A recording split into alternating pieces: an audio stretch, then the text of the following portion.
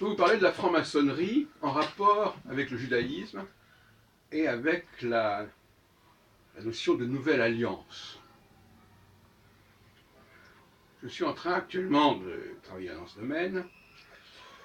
Et d'ailleurs, il y a déjà en 2002, j'avais publié un ouvrage qui s'appelle Le sionisme et ses avatars au tournant du XXe siècle, où il y avait des éléments maçonniques, enfin, qui existaient, enfin, c'était pas très très développé.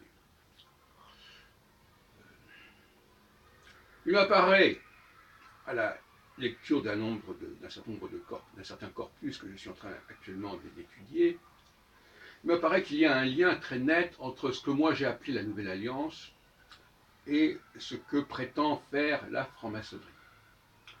Ce qui nous renvoie d'ailleurs à cette question du judéo-maçonnisme et du complot judéo-maçonnique.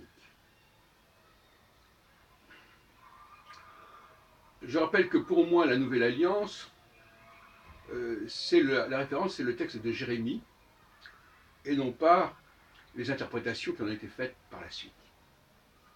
Même si le texte de Jérémie lui-même est repris intégralement dans les épîtres aux Hébreux du Nouveau Testament. C'est-à-dire un des rares documents qui se retrouve à la fois dans l'Ancien et dans le Nouveau Testament. Je pense qu'il y a eu une trahison du message de Jérémie, une trahison plus ou moins délibérée, qui fait qu'on fait dire à Jérémie ce qu'il n'a pas dit, ce qu'il n'a pas annoncé. Jérémie annonce la fin d'un certain ritualisme, la fin d'une certaine connaissance acquise de l'extérieur et qui serait acquise collectivement. Là, il s'agit, au contraire, dans Jérémie, d'une conscience individuelle et intérieure des lois, d'un certain nombre de lois divines, enfin on pourrait l'appeler comme on voudra. Et à mon avis, la Nouvelle Alliance ne s'est réalisée, ne s'est accomplie que au plus tôt à la fin du XVe siècle. Et ça s'est développé par la suite sous différentes formules, le maranisme, le spinozisme et le maçonnisme, entre autres. Le maçonnisme qui prend différentes formes au XVIe et notamment au XVIIIe siècle, avec cette fameuse année 1717 dont on parle beaucoup.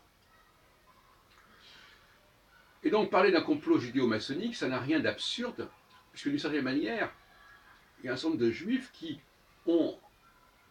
sont frappés intérieurement et inconsciemment par la Nouvelle Alliance, par l'avènement de la Nouvelle Alliance, par l'ère de la Nouvelle Alliance, qu'on peut qualifier ou non de messianique, c'est un autre problème. Et par conséquent, on peut penser que tout ce qui, dans le maçonnisme, contribue à s'attaquer à l'Église, s'attaquer aux enseignements religieux qu'il faut acquérir, au catéchisme, aux dogmes, etc., tout cela relève de l'esprit de la Nouvelle Alliance. Et il est important de préciser ce qu'on entend par Nouvelle Alliance de façon à se démarquer de l'idée que les chrétiens se font la Nouvelle Alliance déjà du temps de Saint Paul, l'apôtre des païens, comme il se présente dans l'épître aux Galates, aux Galatiens. Donc le fait d'associer ces deux noms, le judaïsme et le maçonnisme, n'a rien d'absurde, et on peut penser que les maçons sont portés par ce mouvement de la Nouvelle Alliance. Même s'ils n'en sont pas complètement conscients, même s'ils ne qualifient pas ça, même s'ils ne se disent pas juifs, quoiqu'à mon avis, de certaine manière, il y a beaucoup de juifs qui ne sont pas conscients de l'être, et qui peut-être au niveau de leur intériorité se sentent, sinon juifs, du moins sentent en eux une dynamique qui rejoint la dynamique de la Nouvelle Alliance, telle qu'elle existe dans notre époque, dans la modernité, dans l'avancement des sciences et de la conscience. Donc les anti-maçons, comme Édouard Drummond, n'ont pas complètement tort de rapprocher les juifs et les maçons à la fin du XIXe siècle. Parce que c'est effectivement à cette époque-là que j'ai travaillé pour mon ouvrage de 2002, Le sionisme et ses avatars. Donc, qu'on peut trouver d'ailleurs en ligne chez Scribd. Donc voilà, je continue dans cette direction. On est dans la Nouvelle Alliance parce qu'en plus, donc d'un côté, il y a la volonté d'échapper à tout enseignement dogmatique, ce qui est propre de l'esprit de Jérémie, et d'autre part, il y a effectivement un reliquat au niveau du symbolisme, il y a un volet symbolique qui continue à exister et qui correspond aussi à ce qu'on pourrait appeler l'ancienne alliance quelque part. Mais cette ancienne alliance peut très bien s'être perpétuée dans la nouvelle alliance au travers de son nombre de symbolisme, pourquoi pas. Voilà. Donc,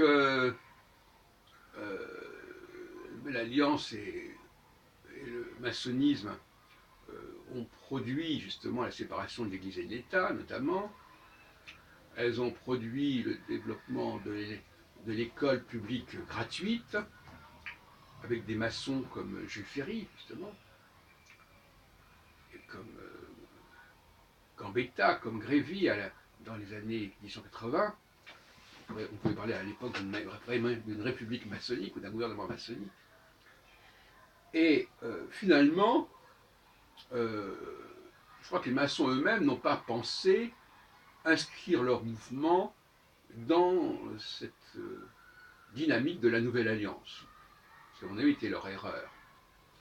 Tout comme les Juifs n'ont pas non plus voulu comprendre exactement, ou chercher à comprendre ce qu'était la véritable portée de la Nouvelle Alliance, parce qu'elle avait été récupérée par les chrétiens, et que de ce fait même, cette Nouvelle Alliance leur apparaissait comme une chose hostile, ce qui est une erreur. Il faut étudier les textes, et c'est pas parce que les gens utilisent certains textes d'une certaine manière qu'il faut leur laisser le privilège et le monopole de les utiliser.